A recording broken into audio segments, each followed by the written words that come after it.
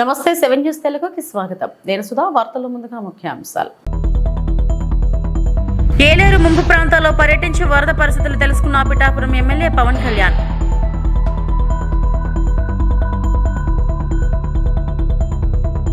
అనకాపల్లి జిల్లాలో వర్షాలు వరదలపై అధికారులతో సమీక్షించిన హోంమంత్రి అనిత. రాష్ట్రంలో ముంపు సమస్య దశాబ్దాలుగా వేధిస్తుంది. వ్యవసాయ భూమి వినియోగంలోకి వచ్చే కొద్దీ నీటి వనరుల ఆక్రమణలో పెరిగే కొద్దీ నష్టం జరుగుతుంది. ఎక్కడెక్కడ ఈ పరిస్థితి ఉందో తేల్చేందుకు కమిటీ వేయాలని ముఖ్యమంత్రి చంద్రబాబుని కోరాను. క్షేత్రస్థాయి అధ్యయనం చేసి సమగ్ర నివేదిక ఇవ్వమని సీఎం అధికారులను ఆదేశించారని ఉప ముఖ్యమంత్రి పవన్ కళ్యాణ్ పేర్కొన్నారు. కాకినాడ జిల్లా పిఠాపురం నియోజకవర్గం గొల్లప్రోలులో ఏలేరు వరద ప్రభావంతో ముంపు బారిన పడిన ప్రాంతాల్లో సోమవారం ఆయన పర్యటించారు. పడవలో వెళ్లి జగనన్న కాలనీలోని బాధితులను పరామర్శించారు. చెప్పులు లేకుండా బురదలో నడుస్తూ ప్రజల సమస్యలు విని పరిష్కారానికి భరోసా ఇచ్చారు. అనంతరం మీడియాతో మాట్లాడారు. ఏలేరు జలాశయం వరద పరిస్థితిపై ఎప్పటికప్పుడు కాకినాడ జిల్లా కలెక్టర్ షణ్మోహన్ మాట్లాడుతున్నారని, ముంపు ప్రాంతాల్లో ఉన్నవారిని సురక్షిత ప్రాంతాలకు తరలించడంతో పాటు సహాయ చర్యలు ముమ్మరం చేయాలని సూచించినట్టు తెలిపారు. ఏలేరం ఆధునీకరణ, శుద్ధగడ్డ వాగు సమస్యకు తాను ఎమ్మెల్యేగా ఉన్నప్పుడే పూర్తి స్థాయి పరిష్కారం చూపాలన్నది తన కోరిక అని వెల్లడించారు. నిజంగా అలాంటి కోరుకుంటాం.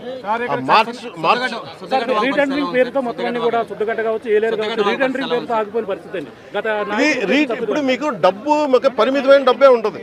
ఉత్తరాంధ్ర కూడా వెళ్ళినప్పుడు ఈ ఇళ్ల కాలనీ పట్టాల పేర్ల మీద ఎంత దోపిడీ జరిగిందో మీ అందరికీ తెలుసు.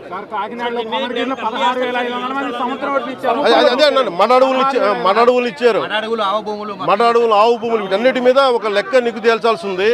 ఇప్పుడు క్లాసిక్గా ఇది మీరు చూస్తే మీకు అర్థమవుతా ఉంది డబ్బు ఎలా దుర్వినియోగం జరిగింది. ఈ డబ్బు దుర్వినియోగం ఆపగలిగితే ఈ ఆధునీకరణ పనులన్నీ జరుగుతాయి. నేను దాన్ని మనస్ఫూర్తిగా నమ్ముతున్నాను. అంటే ఇది నేను ముందు నుంచి కూడా అధికారుల సంసిద్ధత ఎలా ఉంది, ఏ స్థాయిలో ఉంది అనేది ఫస్ట్ నేను ముందు నుంచి ఫోన్లో మాట్లాడుతున్నాను. ఈరోజు వచ్చి మొత్తం చేశాను. అన్నీ మనకి హెల్త్ క్యాంప్స్ కానీ వరద నీరు తగ్గగానే మనకి అంటువ్యాధులు వస్తాయి, దానికోసం చర్యలు ఏం తీసుకున్నాను కలెక్టర్ గారితో చెప్పినా కానీ చూడటం జరిగింది.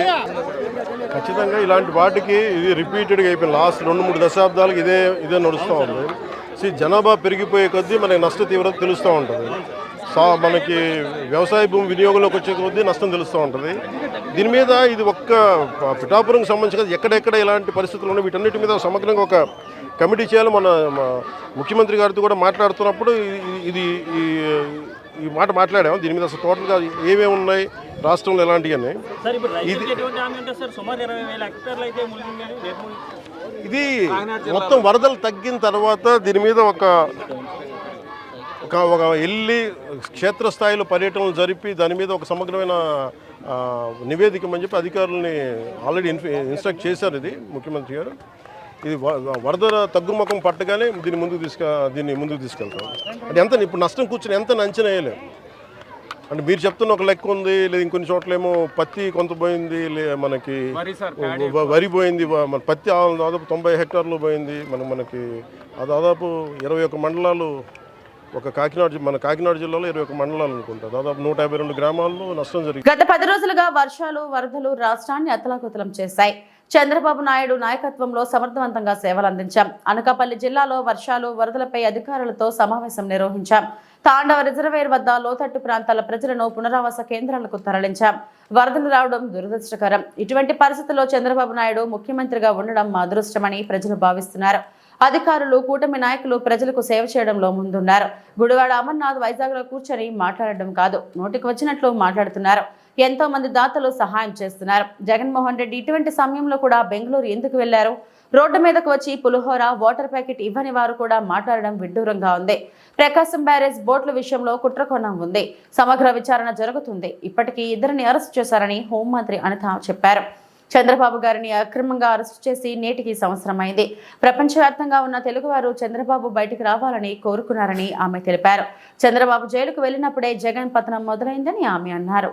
కాబట్టి 164 సీట్లతో ఎన్డీఏ గవర్నమెంట్ ని గెలిపించుకొని నువ్వు ఎక్కడైతే చంద్రబాబు నాయుడు గారిని దోషిగా నిలబెట్టాలి అని అనుకున్నావో, ఏ రాష్ట్రంలో అయితే దోషిగా నిలబెట్టాలి అని అనుకున్నావో, అతను ఈ రోజు తిరిగి ముఖ్యమంత్రి హోదాలో భారీ మెజార్టీతో ముఖ్యమంత్రి హోదాలో ఈ రోజు ఉండటం, ఈ రోజు మళ్ళా తిరిగి అదే అడ్మినిస్ట్రేషన్ లో విజయవాడ కలెక్టరేట్ లో కూర్చొని వరద బాధితులకి సహాయం చేయడంలో తన పాత్ర వహించడం నిజంగా చూస్తుంటే ఇదే ప్రజాస్వామ్యం యొక్క దాని యొక్క బ్యూటీనెస్. దీనికి కంపల్సరీగా జగన్మోహన్ రెడ్డి ఈ రోజైనా కనీసం తను చేసిన పనికి పశ్చాత్తాపడితే బాగుంటదేమో.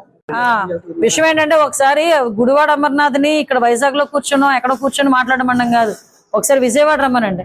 విజయవాడ వచ్చి ఒక పులిహోర ప్యాకెట్ ఎవరికైనా అందజేసి మాట్లాడితే బాగుంటది.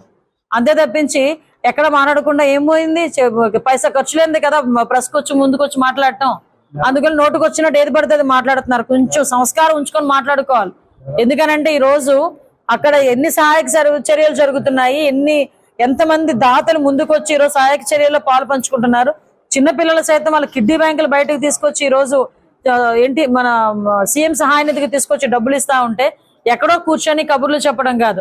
ఇంత మాట్లాడారు జగన్మోహన్ రెడ్డి, ఎందుకు కనీసం ఈ టైంలోని కూడా విజయవాడ వదిలేసి బెంగళూరు వెళ్లాల్సిన అవసరమే వచ్చిందండి ప్రతిపక్ష నాయకుడు కదా పులివెందుల ఎమ్మెల్యేకి? ఏంటి అవసరం? ఈ రోజు వైఎస్ఆర్సీపీ నాయకుడిగా ఆయనకి బాధ్యత లేదా? విజయవాడలో ముంపు ప్రాంతాల్లోనే చూసుకోవాల్సిన బాధ్యత ఆయనకి లేదా? ఈ రోజు బెంగళూరులో ఎందుకు కూర్చున్నాడు? ఆ పాస్పోర్ట్ ఇచ్చుండే లండన్ లో వెళ్ళి కూర్చునేవాడు. పాస్పోర్ట్ ఇవ్వలేదు కాబట్టి ఇంకా బెంగళూరులో కూర్చున్నాడు. వాళ్ళు కూడా కబుర్లు చెప్తారు. అసలు రోడ్ల మీదకి వచ్చి కనీసం ఒక వాటర్ ప్యాకెట్, ఒక పులిహోర ప్యాకెట్ కూడా ఇవ్వలేని వాళ్ళు కూడా ఈ రోజు వచ్చి ఇలాంటి కబుర్లు చెప్పడం నిజంగా వాళ్ళ తాలూకా అజ్ఞానానికి ఒక నిదర్శనం. అంతే. డెఫినెట్ గా కుట్రకోణం ఉందనే సంగతి మాకు బయట వచ్చిందండి ఈ రోజు. అందుకని ఇద్దరిని కూడా అరెస్ట్ చేయడం కూడా జరిగింది. ఆల్రెడీ డిపార్ట్మెంట్ వాళ్ళు ఇద్దరిని అరెస్ట్ చేయడం కూడా జరిగింది. ఏదైతే పడవలు అక్కడ కొట్టుకొని వచ్చినాయి అని చెప్తున్నారో అవి ఇంతకు ముందే అక్కడ చేరుకోవటం, అదే విధంగా వాటికి యాక్చువల్ గా 32 టన్స్ బరువు ఉన్న ఒక్కొక్క పడవ అది. ఆ 32 టన్స్ ఉన్న పడవలు 3 లింక్స్ కట్టి, యాక్చువల్ గా అయితే పడవలు ఏం చేస్తారంటే ఒడ్డుకి కట్టుతారు. దీనికి 32 టన్స్ ఉన్న బరువు ఉన్న పడవకైతే లింక్స్ పెడతారు, ఇనుప లింక్స్ పెడతారు. అటువంటి ఇనుపు లింకులు కాకుండా ఒక సాధారణమైన చిన్న తాడు కట్టేసినట్టు వదిలేసి, అంటే కావాలని అది. అంటే నిజంగా ఒక్కొక్కసారి ఆలోచిస్తుంటే జగన్మోహన్ రెడ్డి తాలూకా సైకోయిజం గాని, జగన్మోహన్ రెడ్డి తాలూకా నేర ప్రవృత్తి గాని ప్రజల మీద, సామాన్య ప్రజల మీద ఇంపాక్ట్ ఎలా పడుతుంది అంటే, నిజంగా మన అదృష్టం బాగుంది కాబట్టి ఆ 32 టన్స్ కి సంబంధించి ఏదైతే పడవలు ఉన్నాయో 3 పడవలు ఆ ప్రకాశం బ్యారేజ్ గోడ తగిలుంటే గనక, అది ఏదైనా జరిగితే గనక పరిస్థితి ఏంటి? అప్పటికి 11 లక్షల క్యూసెక్స్ వాటర్ ఉంది, 11.4 క్యూసెక్స్ వాటర్ ఉంది. పరిస్థితి ఎలా ఉండేది అంటే, ఇప్పుడున్న చంద్రబాబు నాయుడు గారిని బదనాం చేయడానికి, ఎన్డీఏ గవర్నమెంట్ ని బదనాం చేయడానికి, వాళ్ళ స్వార్థం గురించి ప్రజల ప్రాణాలని కూడా సైతం లెక్క చేయకుండా, ప్రజల ప్రాణాలని కూడా పణంగా పెట్టి వాళ్ళ తాలూకా దాహార్తిని తీర్చుకుంటున్నారంటే, ఒక్కసారి ఇలాంటి మనుషులకు సమాజంలో ఉండటం అన్నది అర్హత ఉందా లేదా అన్నది ప్రజలందరూ కూడా అర్థం చేసుకోవాల్సిన అవసరం ఉంది. దీని మీద సమగ్ర విచారణ జరుగుతుంది. ఆల్రెడీ ఇద్దరిని అరెస్ట్ చేయడం జరిగింది. ఇంకా ఇందులో ఎంతమంది బాధ్యులు ఉన్నారో వాళ్ళందరినీ కూడా అరెస్ట్ చేయడం జరుగుతుంది. వరద సహాయక చర్యల్లో రాత్రి పగలు తేడా లేకుండా మంత్రి నారాయణ పనిచేస్తున్నారు. కండ్రిక సమీపంలోనున్న నూజివీడు రహదారి చుట్టుపక్కల ఇప్పటికీ నిల్వ ఉన్న వరద నీరును బయటికి పంపేందుకు ఉన్న అన్ని మార్గాలపై అర్ధరాత్రి అధికారులతో చర్చించారు. 10 జేసీబీలు రప్పించి రోడ్డును తవ్వడం ద్వారా వరద నీరు బయటకు పంపేలా ప్రణాళిక అమలు చేయాలని నిర్ణయించారు.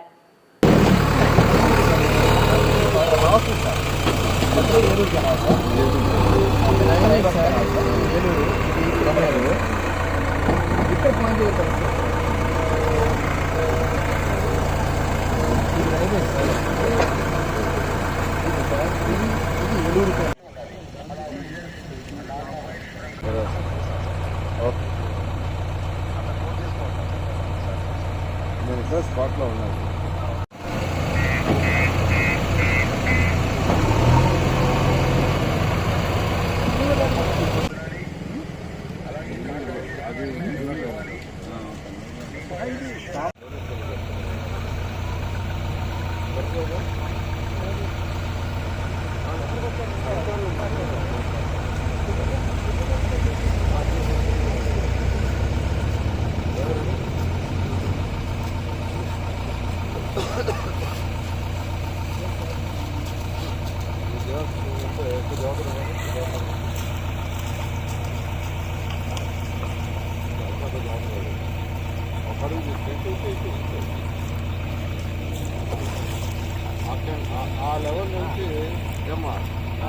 భారీ వర్షాల నేపథ్యంలో పిఠాపురం నియోజకవర్గంలో కాలువల పక్కన లోతట్టు ప్రాంతాల ప్రజలను అప్రమత్తం చేస్తున్న టీడీపీ సీనియర్ నేత ఎస్వీఎస్ఎన్ వర్మ.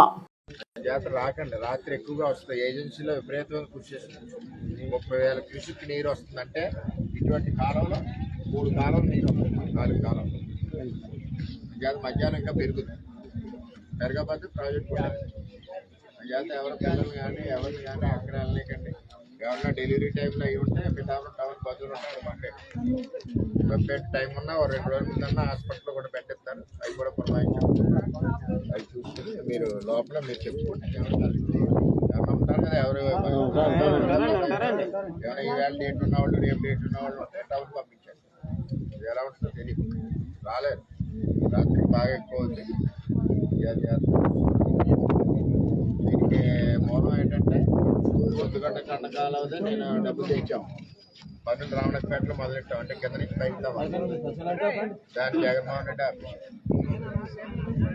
ఇప్పుడు మళ్ళీ డబ్బులు ఎక్కకపోతే మళ్ళీ ఎమర్జెన్సీ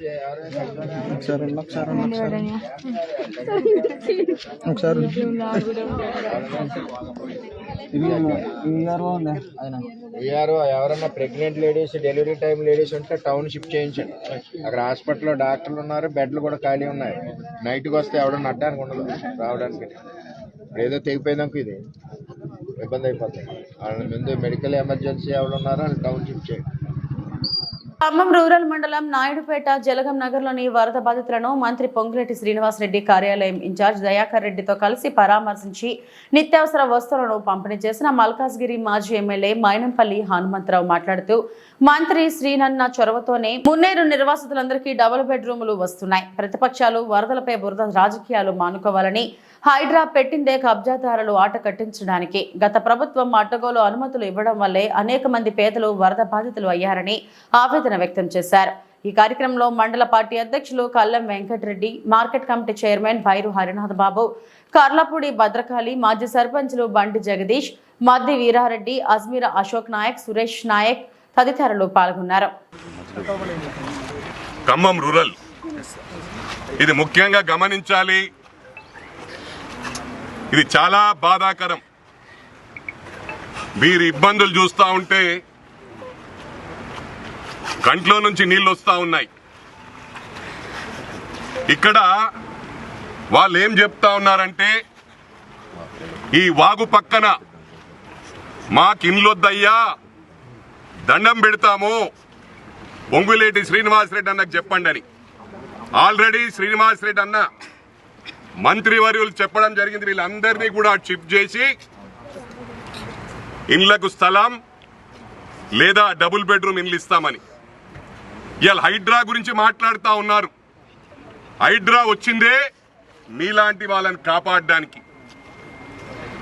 రియల్ ఎస్టేట్ వ్యాపారస్తులు వాగుల పక్కన, చెరువుల పక్కన మట్టి నింపి ఇండ్లు ఇవ్వడం వల్ల ఈ పరిస్థితి వాస్తవమా కాదమ్మా? ఇలా మీరు ఇక్కడ కట్టుకున్నప్పటికీ కదా ఇబ్బంది. వాళ్ళు ఏమంటున్నారంటే, దండం పెడతాము, ఈ ఇంట్లో ఉంటే 25 సంవత్సరాల నుంచి మాకు ఎప్పుడు కాలే కానీ ఇదే పరిస్థితి ఎప్పుడు ఏర్పడతాయి. మా గోడలు కూలిపోయాయి, మా ఇండ్లు కూలిపోయాయి, మాకు ప్రాణ నష్టం జరగలేదు. నేను ముఖ్యంగా దేవుణ్ణి థ్యాంక్స్ చెప్తా ఉన్నా ప్రాణ నష్టం జరగనందుకు. ఎందుకంటే డబ్బులు పైన, ఆస్తుల పైన మళ్ళీ సంపాదించుకోవచ్చు. ప్రాణ నష్టం జరిగితే అది తీరని లోటు.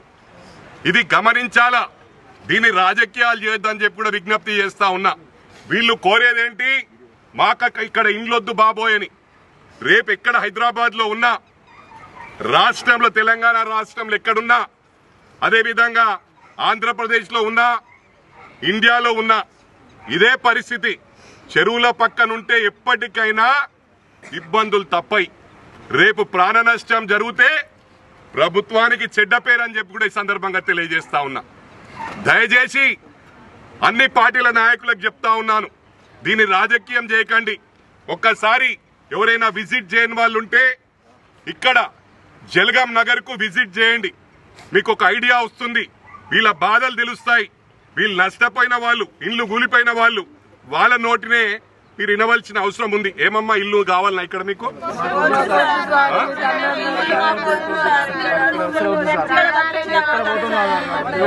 ఇలా పేదవాళ్లను దృష్టిలో పెట్టుకొని ఈ కాంగ్రెస్ అంటేనే ఇంద్రమ్మ టైం నుంచి పేదల ప్రభుత్వం.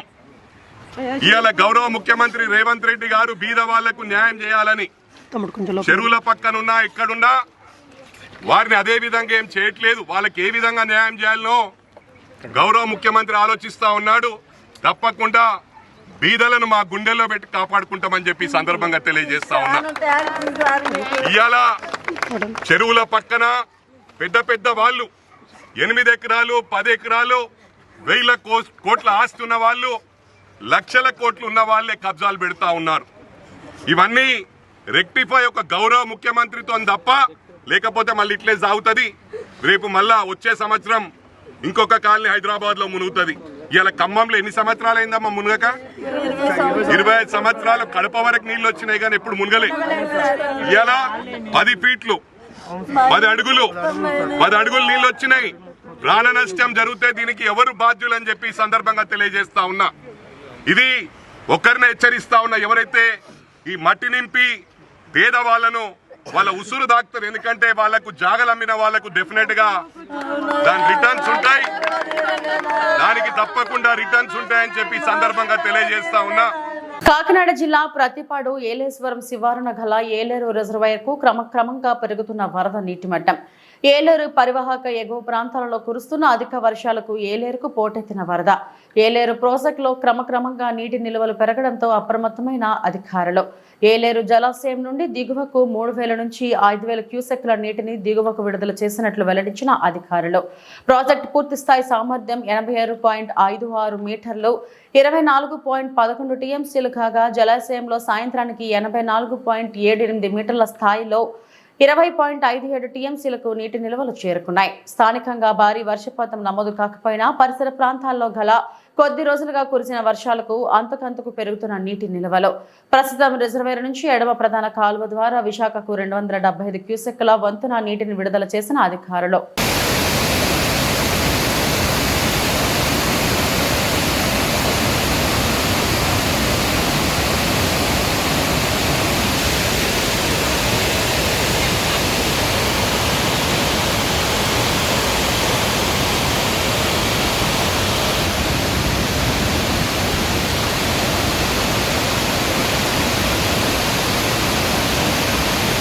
పెరిగేటటువంటి అవకాశం ఉన్నది కాబట్టి ఏలేశ్వరము, రౌతలపూడి, ప్రతిపాడు, అన్నవరం, కిర్లంపూడి, పెద్దాపురం, సామర్లకోట లిమిట్స్లో ఉన్నటువంటి ప్రజలందరూ కూడాను దయచేసి మీరు ఏ విధంగానూ కూడా ఈ యొక్క కెనాల్ని దాటే ప్రయత్నం ఏది చేయొద్దు.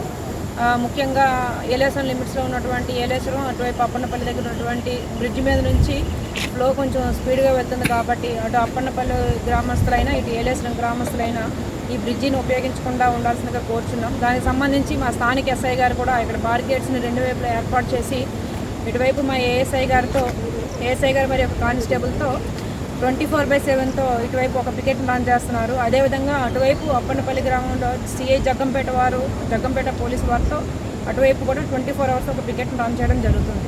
సో దయచేసి ఏలేశ్వరం మరియు చుట్టుపక్కల ఉన్నటువంటి ప్రజలు దీని అందరినీ కూడా గమనించాల్సిందిగా కోరుచున్నాము. అదేవిధంగా వినాయక చవితికి సంబంధించి కూడాను నిమజ్జనాలకి ఈ యొక్క ప్రదేశము ముఖ్యమైనటువంటి ప్రతి విద్యార్థినులు ఉత్తమ నాయకులుగా తయారవ్వాలని జేసీఐ శ్రీకాకుళం వ్యవస్థాపకులు డాక్టర్ జామి భీమశంకర్ మంగళవారం తెలిపారు.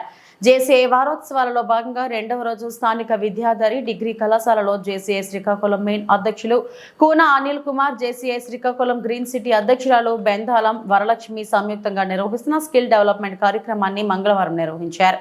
ఇందులో భాగంగా విశాఖపట్నానికి చెందిన ట్రైనర్ జేసీ జీవన్ జ్యోతి విద్యార్థులకు నైపుణ్యాభివృద్ధిపై అవగాహన కల్పించి మాట్లాడుతూ విద్యార్థి దశ నుండి నాయకత్వ లలిషానాలను నేర్చుకోవాలని, అప్పుడే సమాజంలో మనం ఎలా ఉండాలో, పెద్దలతో ఎలా మెలగాలో తెలుస్తుందని, ప్రతి ఒక్కరిని గౌరవించాలన్నారు.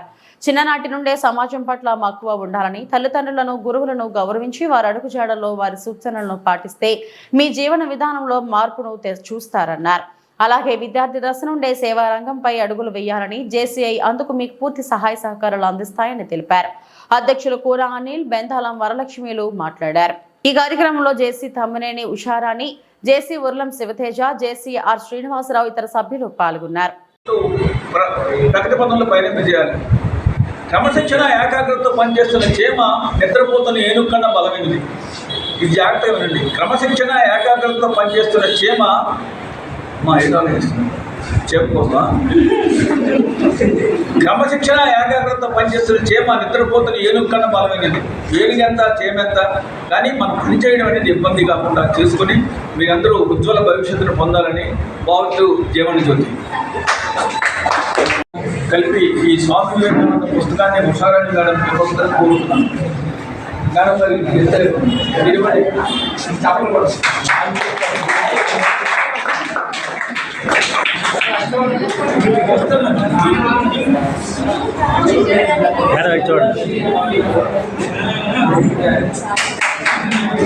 ఆధ్యాత్మిక గురువు శ్రీ శ్రీ శ్రీ రవిశంకర్ గురువుజీకి ఘన స్వాగతం పలికిన కోలా ఆనంద్.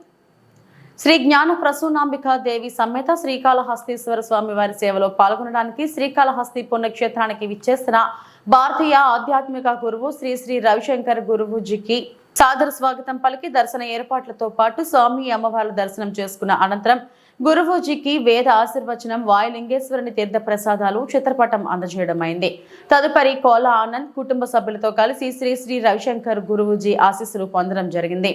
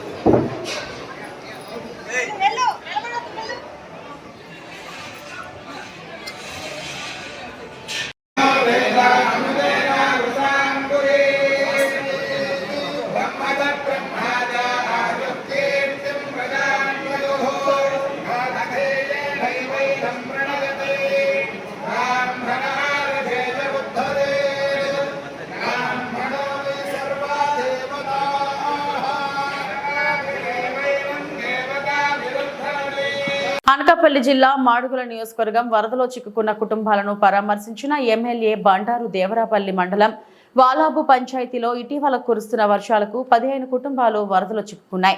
వారిని పరామర్శించి నిత్యావసర సరుకులను మాడుగుల ఎమ్మెల్యే బండారు సత్యనారాయణ మూర్తి అందించారు. ఈ కార్యక్రమంలో చిటిమిరెడ్డి సూర్యనారాయణ కార్యకర్తలు పాల్గొన్నారు.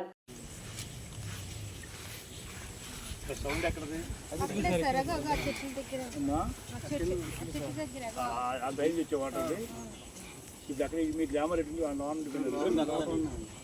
అంటే ఆ గడ్డ దాటి రావాలా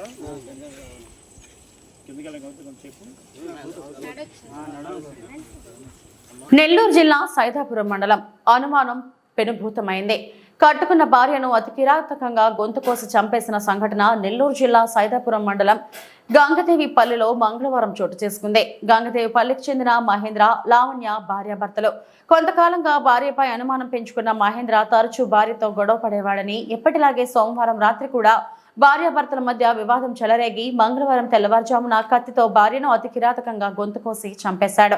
విషయం తెలుసుకున్న రాపూరు సిఐ విజయకృష్ణ సంఘటనా స్థలానికి చేరుకొని మహేంద్రను అదుపులోకి తీసుకొని విచారణ చేస్తున్నారు. ప్రశాంతమైన పల్లెల్లో హత్య విషయం తెలియడంతో గ్రామస్తులు భయాందోళనకు గురవుతున్నారు.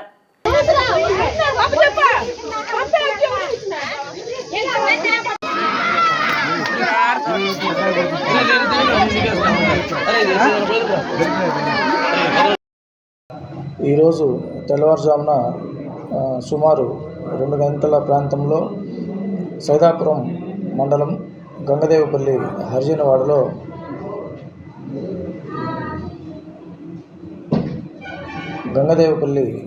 హరిజనవాడలో చింతపూడి లావణ్య అనే వివాహితను ఆమె భర్త చింతపూడి మహేంద్ర అనే అతను చాకుతో గొంతు కోసి చంపినట్లు మాకు సమాచారం వచ్చింది. వెంటనే తెల్లవారుజామున మేము సంఘటనా స్థలానికి చేరుకొని అక్కడ విచారించగా చింతలపూడి మహేంద్ర అనే అతను అతని భార్యతో గత కొన్ని సంవత్సరాలుగా మనస్పర్ధలు ఉన్నట్లు తెలిసింది. ఈ మనస్పర్ధల్ని దృష్టిలో పెట్టుకొని తెల్లవారుజామున 2 గంటల ప్రాంతంలో ఆ ఇంట్లోనే ఉన్నటువంటి సూరకత్తితో తన భార్యని పీక మీద కోసి చంపినట్లు మాకు సమాచారం. దీని మీద సైదాపురం పోలీస్ స్టేషన్లో చనిపోయినటువంటి లావణ్య యొక్క తల్లిగారి దగ్గర రిపోర్ట్ తీసుకొని కేసు నమోదు చేసుకొని దర్యాప్తు ప్రారంభిస్తున్నాం. ప్రస్తుతము అతని నిందితుడైనటువంటి మహేంద్ర మా అదుపులోనే ఉన్నాడు. అతన్ని విచారించి తర్వాత అరెస్ట్ చేసి కోర్టుకు హాజరుపడటం జరుగుతుంది. ఇవి ఇప్పటి వరకు నా బులెటిన్ అప్డేట్స్. నమస్తే.